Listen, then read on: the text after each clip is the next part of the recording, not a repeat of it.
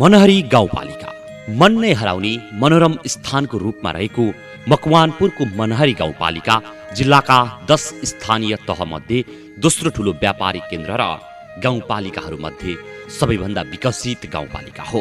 स्कन्द पुराणको हिमवत खण्डमा उल्लेख भएको मनोहरा भन्ने स्थान नै मनहरी रहेको विश्वास गरिन्छ। महाभारत युद्ध अघि पाण्डवहरू वनवासका क्रममा मकवानपुरको हेटौडा नजिकै वनमा रहँदा बिहान कुष्माण्डा सरोवर स्नान गर्ने र साँझ फुलै फुलको नगरी मनोहरामा गएर सैर गर्ने गरेको किम्वदन्ती पाइन्छ। उक्त किम्वदन्तीलाई आधार मान्ने हो भने पनि मनहरी प्राचीन मानव बस्तीको रूपमा लिन सकिन्छ। साबिकको मनहरी गाविस र हाँडीखोला गाविस मिलेर बनेको यो पालिकाको मनहरी क्षेत्र सहरी र हाँडीखोला क्षेत्र ग्रामीण कृषि क्षेत्रको रूपमा रहेको छ। कृषि उत्पादनमा मकवानपुरलाई नै आत्मनिर्भर उन्मुख बनाउँदै गएको हाँडीखोला क्षेत्र भने गाउँपालिकाको मात्र नभई जिल्लाकै सामर्थ्यको रूपमा विकास हुँदै गएको र प्रशस्त सम्भावनाको खानीको रूपमा रहेको क्षेत्र हो। मनहरीको पूर्वमा हेटौडा उपमहानगरपालिका, पश्चिममा चितवन राष्ट्रिय निकुञ्ज, उत्तरमा राक्सिराङ गाउँपालिका र दक्षिणमा पर्सा राष्ट्रिय निकुञ्ज पर्दछन्। यो गाउँपालिका समुद्री सतहबाट 390 मिटरदेखि 760 मिटरको उचाइमा रहेको भूभागले बनेको जैविक विविधता युक्त पालिका हो। मनहरी गाउँपालिकामा 9 वटा ओडाहरू रहेका छन्। जातिगत बसोबासको हिसाबमा मनहरी गाउँपालिका जनजाति बाहुल्य गाउँपालिका हो। यहाँ सबैभन्दा धेरै तामाङ जातिको बसोबास रहेको छ। यस गाउँपालिकामा 46.15% तामाङ, 14.38% मगर, 11.39% ब्राह्मण, 9.44% चेपाङ र 4.53% विश्वकर्मा जाति रहेका छन्। यस गाउँपालिकामा नेपालमा अन्त कतै नपाइने बनकरिया जातिको समेत बसोबास रहेको छ। 2068 सालको जनगणना अनुसार यहाँको जनसङ्ख्या करिब 40,000 रहेकोमा 2074 मा तयार पारिएको पालिका पार्श्वचित्रमा भने करिब 30,000 मात्र जनसङ्ख्या उल्लेख हुनुले यस गाउँपालिकाको जनसङ्ख्या वृद्धि दर ऋणात्मक रहेको देखिन्छ। कतिपय विकट क्षेत्रका नागरिकहरू सुविधाको खोजी गर्दै जिल्ला सदरमुकाम हेटौडा तथा अन्यत्र बसाई सर्नाले जनसङ्ख्या घट्दो देखिए पनि पछिल्लो केही वर्षदेखि भने गाउँपालिकाका दूरगामी तथा प्रभावकारी विकास योजनाका कारण तथा कृषि उद्यममा प्रोत्साहनमूलक कार्यक्रमका कारण गाउँ छोडिसकेका नागरिक समेत गाउँ फर्किन थालेका छन्। यहाँको औसत पारिवारिक आम्दानीमा कृषि व्यवसायको सबैभन्दा ठूलो योगदान रहेको छ। स्थानीय बासिन्दाको आम्दानीको अन्य स्रोतहरूमा व्यापार, व्यवसाय, लघु उद्योग, नोकरीका साथै वैदेशिक रोजगारी समेत हुन्। परम्परागत प्रणालीको कृषि व्यवसायको विकल्प खोजिरहेका यहाँका बासिन्दा क्रमशः आधुनिक जीवनशैलीमा रमाउन थालेका छन्। कृषिमा आधुनिकीकरणसँगै युवा पुस्ताहरू आकर्षित हुन थालेपछि यहाँको कृषि उद्यमले समेत गति लिन थालेको छ। साथै कृषि पर्यटनको प्रचुर सम्भावना बोकेको यस क्षेत्रमा गाउँपालिकाले कृषि पर्यटनलाई प्रवर्धन गर्ने खालका कार्यक्रममा जोड दिन थालेको छ। देशको तराई तथा भित्री मधेस क्षेत्रमा पाइने वन्य जन्तुहरूमध्ये प्राय सबै प्रकारका वन्य जन्तुहरू प्रत्यक्ष देख्न सकिने यहाँको रमौली प्रतापपुरको समथर र विशाल चौर धाप तथा वन क्षेत्र देशकै ठुलो पर्यटकीय क्षेत्रको रूपमा विकसित हुने क्रममा रहेको छ। पर्सा राष्ट्रिय निकुञ्ज तथा चितवन राष्ट्रिय निकुञ्जको सङ्गम स्थल भएकाले यहाँ पाटेबाघ, गैँडा, अजिङ्गर, गोही, नीलगाई, जरायो तथा लोपोन्मुख प्रजातिका वन्यजन्तुहरू प्रशस्त देख्न सकिन्छ। हाल यहाँ हात्ती सवार गरी वन्यजन्तुको अवलोकन गर्ने व्यवस्था रहेको छ।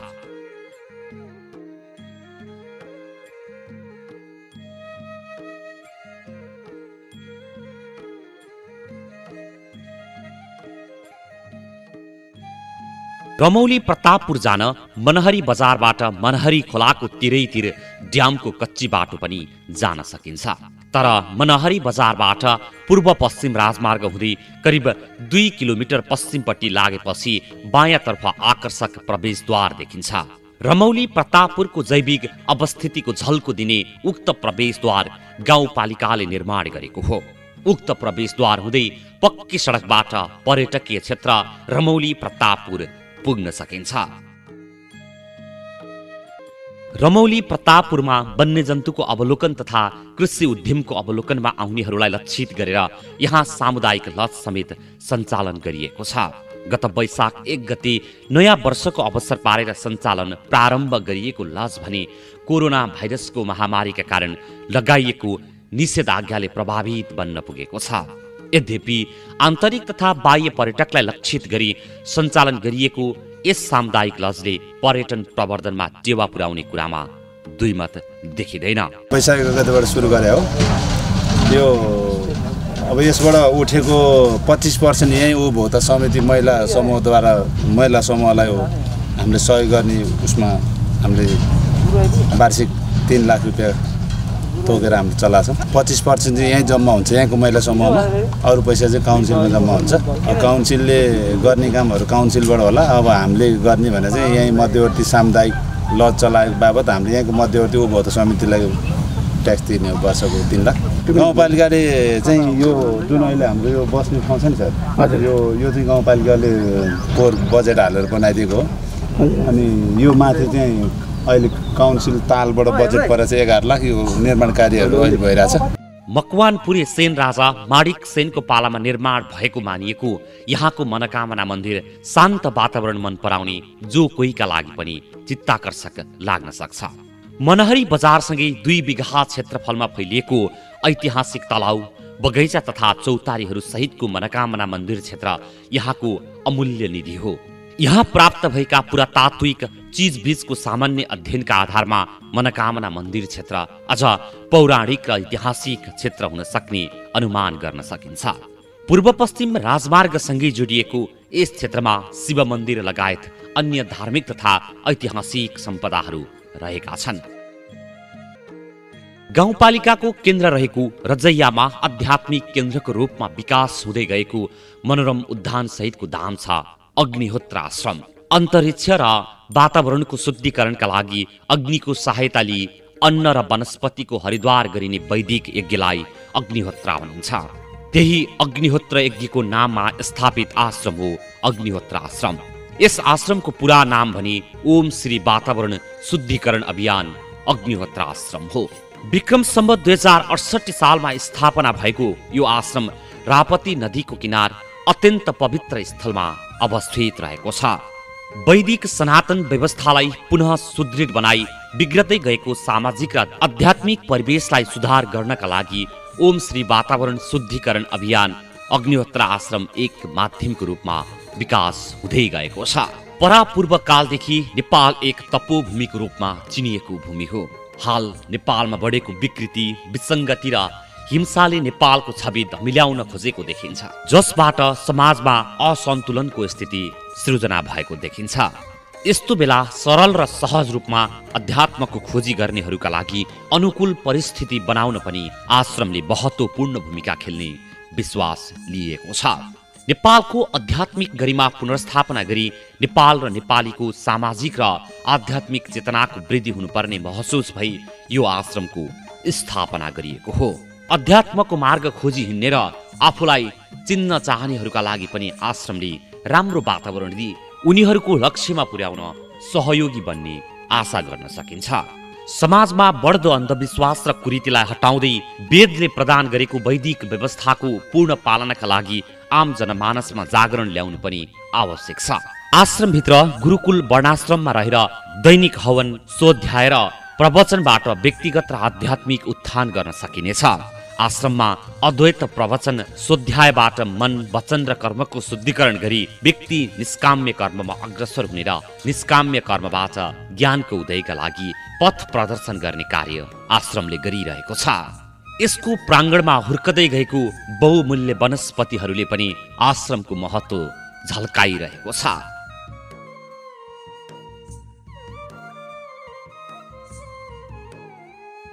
अग्निहोत्र आश्रम हो। हुन त धेरैले चाहिँ अग्निहोत्र भन्ने बित्तिकै हवन गरिन्छ, हवन गरेपछि त झन् धुवा निक्लिन्छ अनि वातावरण कसरी शुद्ध हुन्छ र भन्ने कुराहरू पनि आउन सक्छ। त्यो चाहिँ आश्रमको नाम चाहिँ अलिकति लामो छ, ओम श्री वातावरण शुद्धिकरण अभियान अग्निहोत्र आश्रम। त्यो चाहिँ विशुद्ध वातावरणसँग सम्बन्धित यसको अनुसन्धानमूलक कामहरू यहाँ हुन्छ।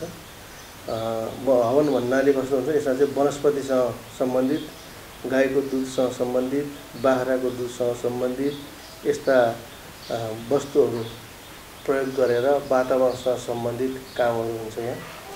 र साथसाथै यहाँ वनस्पतिसँग सम्बन्धित काम हुने हुनाले यहाँ चाहिँ आयुर्वेदसँग सम्बन्धित कामहरू पनि हुन्छ। वनस्पतिको यहाँ धेरै तपाईँले देख्न सक्नुहुन्छ, झन्डै 3-4 बिघामा यहाँ वनस्पतिहरू पनि रोपण गरिएको छ, वनस्पतिहरू लगाइएको छ। त्यो चाहिँ स्वास्थ्य उपचारसँग एकदम सम्बन्धित, मानव शरीरमा एकदम आवश्यक पर्ने वनस्पतिहरू लगाइएको छ। अनि यहाँ त्यस कारणले यहाँ चाहिँ आयुर्वेदसँग सम्बन्धित पनि अध्ययन हुन्छ र वेदले प्रतिपादन गरेका हरेक कुराहरूको चाहिँ यहाँ चाहिँ अनुसन्धान हुन्छ। जिज्ञासा हुने व्यक्तिहरू यहाँ आएर जिज्ञासा राख्न सक्छन्, यहाँ आएर पढ्न सक्छन्, योगहरू सिक्न सक्छन्, योग पनि हुन्छ यहाँ। अब राजनीति शास्त्रको पनि अध्ययन हुन्छ, किनभने वेदले सबै कुरालाई चाहिँ अंगीकार गरेको छ। वेदमा चाहिँ सबै कुराहरू अटाउँछ, कृषिका कुराहरू पनि यहाँ छ। सबै कुराहरू चाहिँ वेदमा निहित भएको हुनाले यहाँ चाहिँ वेदसँग सम्बन्धित सबै कामहरू हुन्छ। कृषिका कस्ता किसिमका गर्ने, कपास खेतीहरू कसरी गर्ने, के गर्ने, त्यस्ता कुराहरू पनि हुन्छ। विशेष राजनीतिक कुराहरू पनि हुन्छ, वारसगत राजनीतिको पढाइ पनि हुन्छ, सबै कुराहरू यहाँ हुन्छ। र यहाँ नहुने विषय चाहिँ कमै छ, जो आइरहनु भएको छ उहाँहरूलाई थाहा छ। र मनरी गाउँपालिकासँग यस आश्रमको समन्वयको कुरा गर्नुपर्दा मनरी गाउँपालिकालाई चाहिँ हामीले एउटा ठाउँ बनाऊँ जहाँ चाहिँ आयुर्वेदिक उपचार पद्धतिको कामहरू गर्न सकियोस्। 15-20 सयको चाहिँ प्राकृतिक रूपमा वनस्पति, प्रत्यक्ष वनस्पतिलाई ल्याएर उतिखेरै वनस्पति ल्याएर उतिखेरै त्यहाँ बिरामीलाई उपचार गर्ने एउटा चाहिँ काम सुरु गरौँ भन्ने कुरा पनि भइरहेछ। त्यो चाहिँ सहकार्यमा अब त्यसको चाहिँ अब कुरा भइरहेछ, काम अगाडि बढेको छैन। र अब गाउँपालिकाले यहाँ हामी हरेक कुराहरूमा विशेष गरी यो आश्रमसँग मात्रै समन्वय भन्दा पनि मनरी गाउँपालिकाभित्र नै कस्ता कस्ता कामहरू गर्दा होला, के गर्दा होला भनेर त्यहाँका चाहिँ प्रमुख उपप्रमुखहरूसँग यहाँ सहकार्यहरू कुराहरू भइरहेको हुन्छ, सल्लाह भइरहेको हुन्छ। समग्र मनरी गाउँपालिकाको विकासको लागि त्यस्ता कुराहरू भइरहेको हुन्छन्।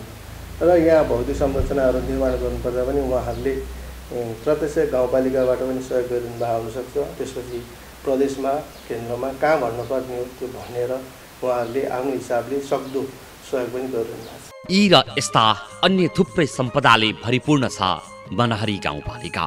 शहीद स्मृति उद्यान, सिद्धकाली देवीथान लगायत विभिन्न ऐतिहासिक, प्राकृतिक, धार्मिक, सांस्कृतिक एवं पुरातात्विक महत्त्वका स्थलहरू रहेको यो गाउँपालिका साँच्चै नै विविधतायुक्त छ।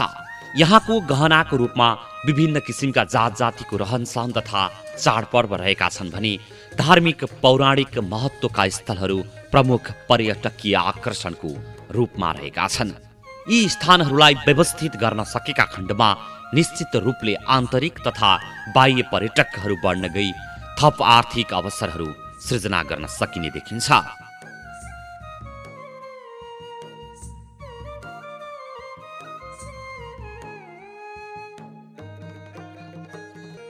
गाउँपालिकाको कुल क्षेत्रफलको करिब 17% जमिन खेती योग्य रहेको अनुमान गरिएको छ। सो मध्ये करिब 73% क्षेत्रफलमा खेती गरिएको छ।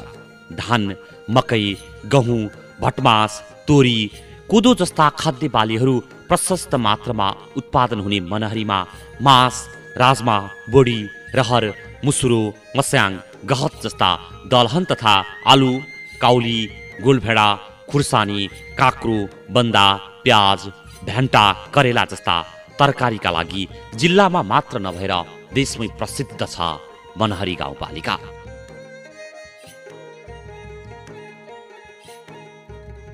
व्यवसायिक केरा खेतीबाट यहाँका सयौं किसानले राम्रो आम्दानी गर्न सफल भएका छन्।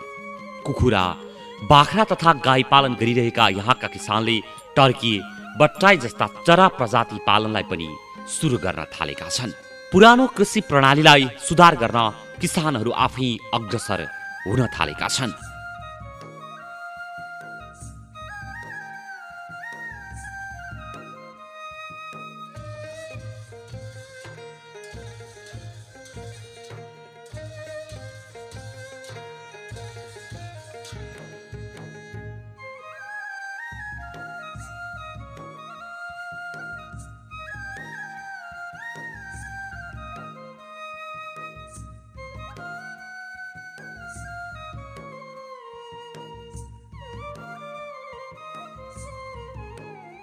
मनहरी गाउँपालिकाको मसिनेमा एउटा मध्यम आकारको पोखरी छ। पोखरीको मध्य भागमा छन् आकर्षक उद्यान सहितका कटेजहरू। कटेजसम्म पुग्न भने डुङ्गा चढ्नु पर्ने हुन्छ। कटेजमा डुङ्गाबाटै विभिन्न परिकारहरू आउँछन्। माछा, लोकल तथा ब्रोइलर कुखुराका मासु, अन्डा जस्ता स्थानीय उत्पादनको स्वाद लिन यहाँ दैनिक कयौं आगन्तुक आउने गर्छन्। आगन्तुकलाई आफ्नै कृषि फर्ममा उत्पादित माछा, कुखुरा तथा तरकारीका परिकारहरू पस्केर स्वागत गर्ने गरिन्छ।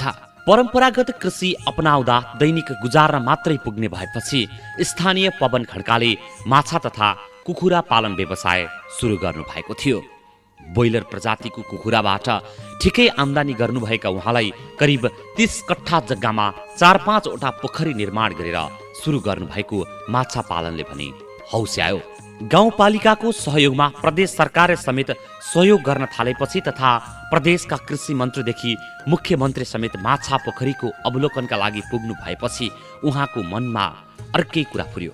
कृषि फर्मलाई उत्पादनले भरिभराउ बनाउने र हेर्दाखेरि आकर्षक बनाउने अनि अवलोकनमा आउनेहरूलाई खाने बस्ने व्यवस्था गर्ने, त्यो परिकल्पनालाई उहाँले अहिले साकार पार्नु भएको छ। अहिले उहाँको कृषि फर्मको अवलोकन गर्न मात्र नभई डुङ्गा मार्फत जल सैर गर्दै मज्जा लिन कयौं आगन्तुक आउने गर्छन्।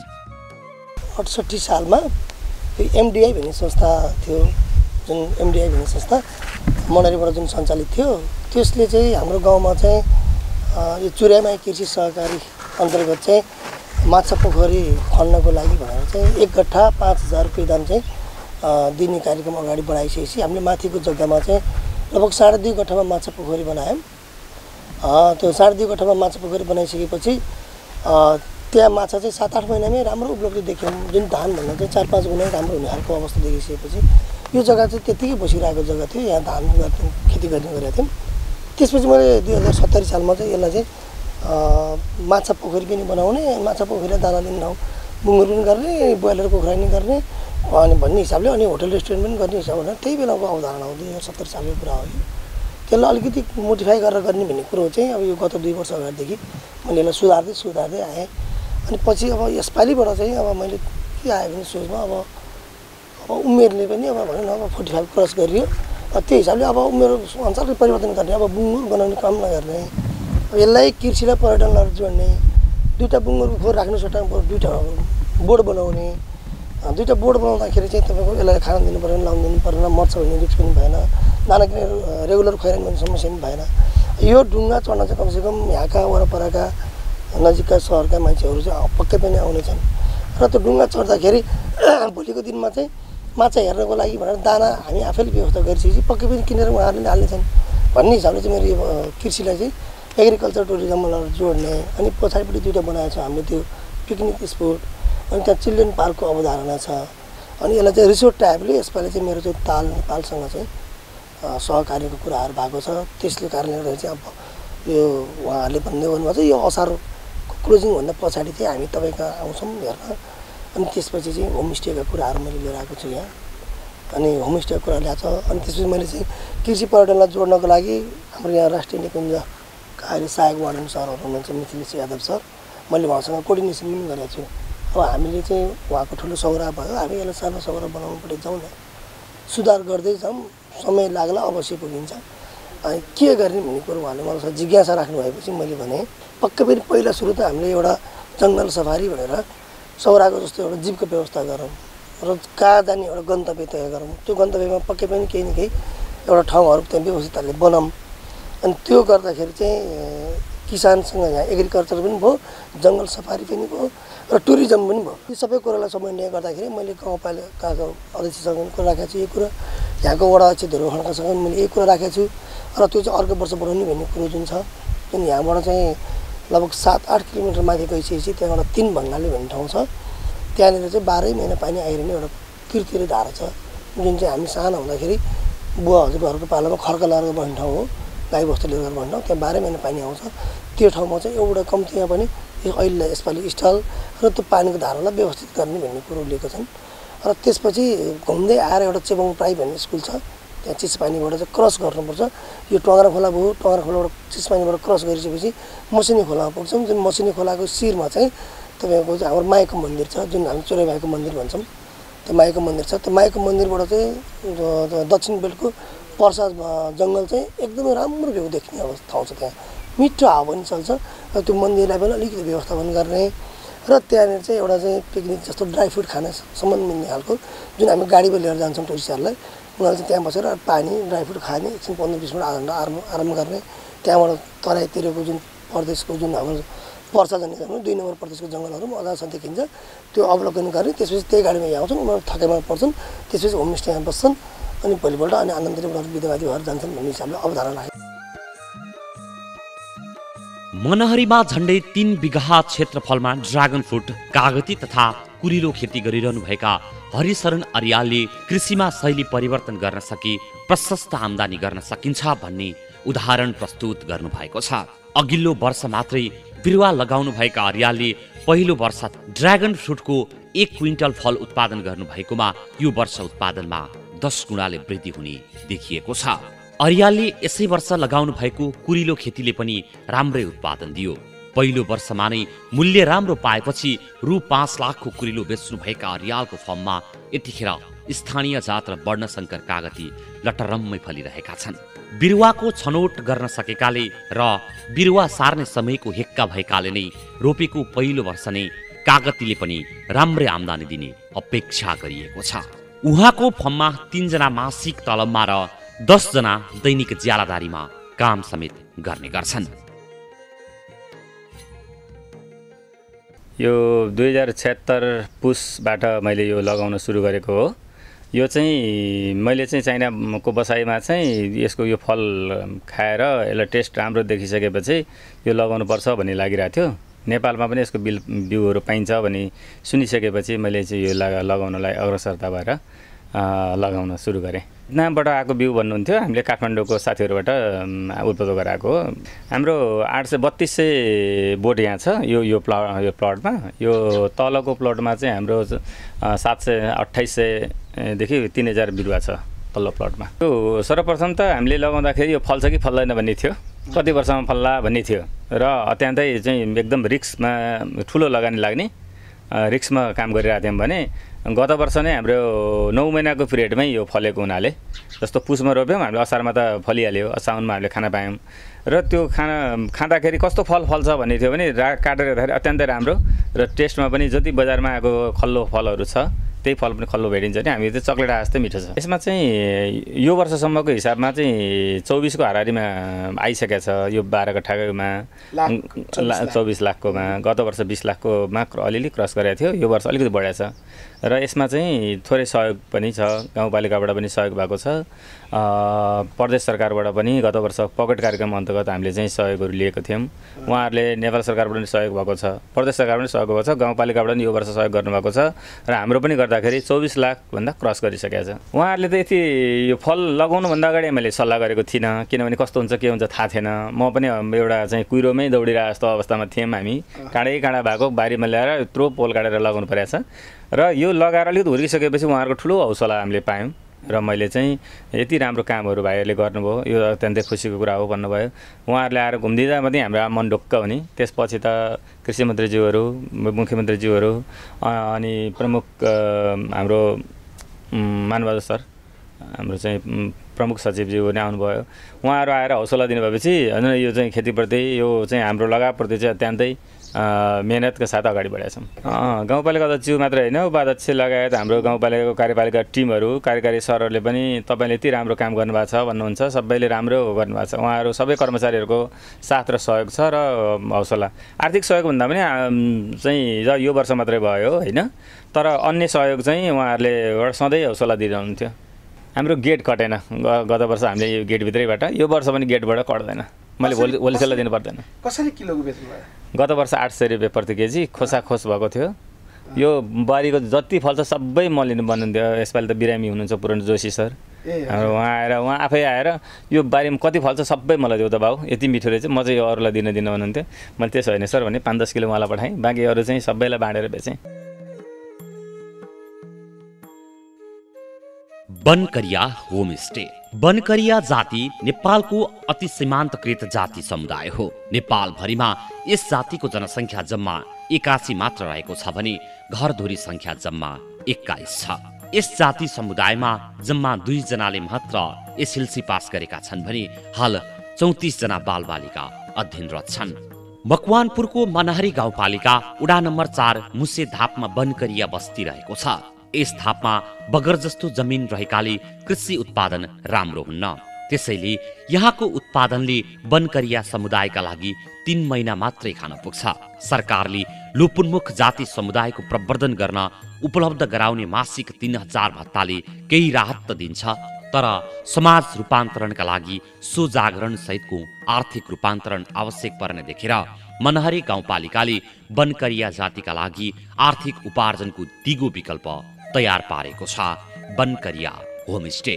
पूर्व प्रधानमन्त्री डाक्टर बाबुराम भट्टराई आएर बास बसेको घरलाई मनहरी गाउँपालिकाले होमस्टेको रूपमा निर्माण गरिदिएको हो।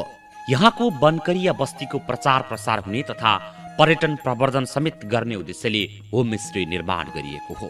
नेपालमै लोपोन्मुख बनकरिया बस्ती हेर्न र उनीहरूको रहन सहन बुझ्नका लागि आउनेलाई बस्नका लागि सहज होस् भन्ने उद्देश्यले होमस्टे निर्माण गरिएको गाउँपालिकाले जनाएको छ। मनहरी गाउँपालिकाको 8 लाख रुपैयाँ लगानीमा होमस्टे निर्माण गरिएको हो। गाउँपालिकाको सहयोगमा निर्माण गरिएको होमस्टेले समग्र बनकरिया बस्तीको झल्को दिनेछ। होमस्टेका लागि एउटै भवनमा 3 वटा कोठा तयार गरिएको छ। होमस्टे निर्माणको काम सकिएको र अब तत्काल सञ्चालनमा ल्याइने तयारी छ।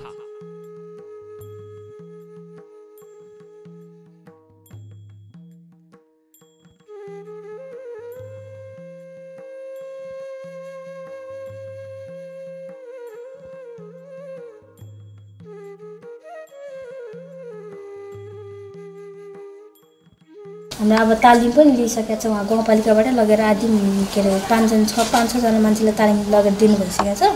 अनि हामीले चाहिँ होमस्टे अब आर्थिक के अरे आर्थिक कमाउनु आर्थिकलाई नै गरेको के खास गरी अब के अरे 3 महिने यो जग्गाले जम्मा 3 महिना पुग्छ खानको लागि।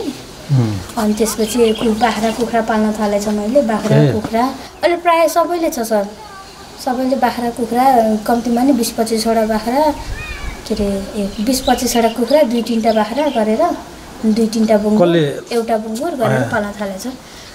माछा पनि पाल्ने योजना चाहिँ छ, बनाउँदैछौँ। पोखरीहरू कहीँबाट अनुदान आएको छैन? अनुदानहरू चाहिँ छैन सर अहिलेसम्म। पहिला चाहिँ म सानो हुँदाखेरि चाहिँ थियो अरे, अहिलेसम्म चाहिँ छैन। भर सुरु गर्दैछौँ। अब धेरै नै अब आर्थिक स्थिति साह्रै कम हुँदै गइसक्यो। अब कति सरकारको मात्रै मुख ताक्ने भनेर काम गर्दैछौँ। जम्मा जग्गा थोरै छ सर, त्यो 3 महिना खान पुग्ने हो। बाँकी 9 महिना त ज्याला मजदुरी गर्नुपर्ने स्थिति छ। अनि त्यसमा पनि आधी तरकारी खेती गर्यो। त्यसबाट नै जीवकोपार्जन गरिरहेछौँ। हाम्रो चाहिँ के अरे यो सञ्चालन चाहिँ अब सबैको सहमतमा चाहिँ हो, तर यो भित्र काम गर्ने यो यहाँनिर हेर्ने चाहिँ के अरे एउटा परिवारलाई जिम्मा दिएको छ। जस्तै अब सबैजना 21 जना नै आएर यहाँनिर काम गर्ने होमस्टेमा मात्रै हेर्ने भए त हुँदैन काम भनेर एकजना परिवारलाई म छु यहाँको, मैले पनि गर्छु। यसमा यो लगभग सबै भइसकेको छ। पानी जोडेर सामान राखेर अब उद्घाटन कहिले गर्नुहुन्छ? अब गाउँपालिकाको सरम्यामहरूसँग आउनुहुन्छ अनि त्यही ठेगान हुन्छ सर। अरू पनि थप्ने योजना पनि बनाउँदैछौँ। हामी साथीहरूसँग पनि छलफल गर्दैछौँ। अब थप्ने यही बाटै जाने भनेर अब कृषिहरू पनि गर्न थालेछौँ। हाम्रो तरकारी खेतीहरूदेखि लिएर कुखुरा बाख्राहरू सबै पाल्न थालेछौँ। भर्खर सुरु गर्दैछ। अब यही बाटो नै गर्छौँ सर। हामीलाई के अरे यो चाहिँ अब जग्गा त ठिकै छँदैछ सर। अब हाम्रो जग्गा पनि अहिलेसम्म जग्गा नाममा गरेर अब अब काम गर्ने सक्षम युवाहरूले अब काम गर्नेहरूलाई चाहिँ एउटा काम गरेर आफ्नै तलबबाट आफ्नो जीविकोपार्जन गर्न पाए हुन्थ्यो भन्ने सोच पालिरहेको छ। त्यो त आफू निर्वाहमुखी एउटा बेच्यो, चामल ल्यायो, पानी तेल ल्यायो, अब त्यही हो, पानीहरू सफा गर्ने ल्यायो, त्यसरी नै गरिरहेछौँ। अनि अब यस्तो जागिर भयो भने चाहिँ यति खाएर यति बचाउने भन्ने हाम्रो सोच हुन्छ नि त। अलिकति बचाएर भविष्यमा पनि केही गरौँ भनेर अब अहिले यस्तै स्थितिले त अब कति छ कुखुरा बेच्ने, बाख्रा बेच्ने, फेरि पाल्ने, बाख्रा त्यसरी नै जीविकोपार्जन भइरहेछ। अहिले त खाने र लाउने मात्रै भइरहेछ क्या। अब भविष्यमा पनि त्यस्तो केही त गर्नु पर्ने हेर्नु पर्यो नि। खाने लाउने मात्रै भएर त हुँदैन, जिन्दगी चल्दैन। अब साना भाइ बहिनीहरू बढ्दैछन्, त्यही भएर सक्षम कुन त्यो मान्छे कुन चाहिँ उयसले कुन चाहिँ के अरे जागिरको योग्य छ त्यो अनुसारले जागिर दियो भने चाहिँ आफ्नो खुट्टामा आफै उभिएर काम गरेर खान्छन् जनताहरू। मनहरी गाउँपालिकाले बनकरिया बस्तीलाई बिस्तारै पर्यटकीय क्षेत्रको रूपमा विकास गर्दै लाने लक्ष्य लिएको छ। बनकरिया बस्तीमा उत्पादन भएको तरकारी, अन्न, फलफुलसँगै खोलाको माछा, त्यहीँको घट्टमा पिसेको पिठोको परिकार खुवाउने लक्ष्यका साथ होमस्टे निर्माण गरिएको हो। गाउँपालिकाले बनकरिया जातिलाई सिलाइ बुनाई, तरकारी खेती लगायतका तालिमहरू उपलब्ध गराउँदै आएको छ। त्यस्ता तालिमका कारण बनकरियाहरू अहिले आफ्ना बारीमा तरकारी, फलफुल, मकै आधुनिक तरिकाले लगाउन थालेका छन्। त्यस्तै बाख्रा, कुखुरा तथा माछा पालन समेत गर्न थालेका छन्। त्यसरी लगाउँदा उत्पादन वृद्धि भएको छ भने उत्पादनले बजार समेत पाएको छ। गाउँपालिकाले हाललाई पर्यटक राख्नका लागि 3वटा कोठा भएको एउटा मात्र घर तयारी गरेको भए पनि पर्यटक आगमनको संख्या हेरेर आगामी वर्षमा पनि यो बस्तीका अन्य घरहरूलाई समेत होमस्टेको रूपमा विकास गर्न पालिका तयार छ।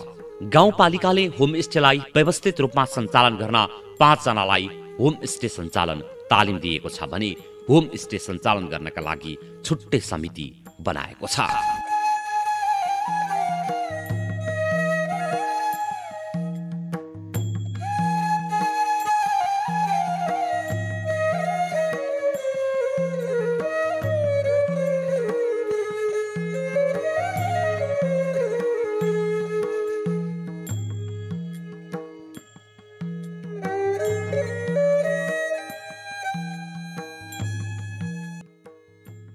चुरेको जंगलमा फिरन्ते जीवन बिताउँदै आएका लुपुनमुख आदिवासी बनकरिया समुदाय कबुलियती वनमा बस्न थालेको 23 वर्ष मात्र भएको छ। पर्सा राष्ट्रिय निकुञ्ज अन्तर्गत पर्ने मनहरी 4 हाँडीखोला स्थित मुसेधापमा सरकारले 20 वर्षका लागि उपलब्ध गराएको 9 हेक्टर जमिनमा उनीहरू बस्दै आएका छन्। बनकरियालाई पक्की घर बनाइदिने सरकारी आश्वासन पनि सरकारकै नीतिका कारण पूरा हुन सकेको छैन। सीमान्तकृत समुदायलाई घर बनाइदिने भनिए पनि जग्गा आफ्नो हुनुपर्ने जनता आवास कार्यक्रमको मापदण्डका कारण बनकरिया बस्ती समेत बन्न सकेको छैन। लिजमा बसेका उनीहरूको नाममा भवन निर्माणका लागि आएको बजेट आफ्नो नाममा जग्गा नभएका कारण पटक पटक फ्रिज भएर गएको छ।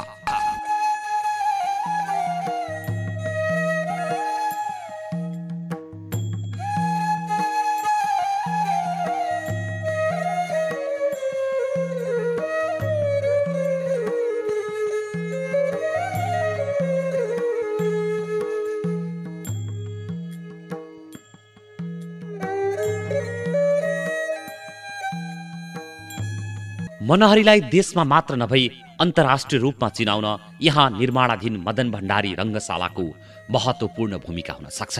अन्तर्राष्ट्रिय स्तरका सबै खालका संरचना बनाउन मिल्ने प्रशस्त जमिन भएको विशाल चौरलाई व्यवस्थित गरेर निर्माण हुँदै गएको रङ्गशालाको काम धमाधम हुँदैछ।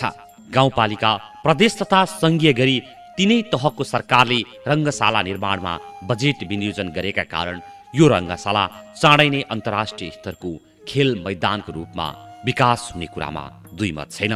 खेल मैदान निर्माणपछि हुने राष्ट्रिय तथा अन्तर्राष्ट्रिय प्रतियोगिताको आयोजनाले हुने आर्थिक तथा पर्यटकीय गतिविधिका कारण मनहरीलाई देश तथा विदेशमा चिनाउन एवं आर्थिक रूपमा समृद्ध बनाउन महत्त्वपूर्ण भूमिका रहने कुरामा विश्वस्त हुन सकिन्छ।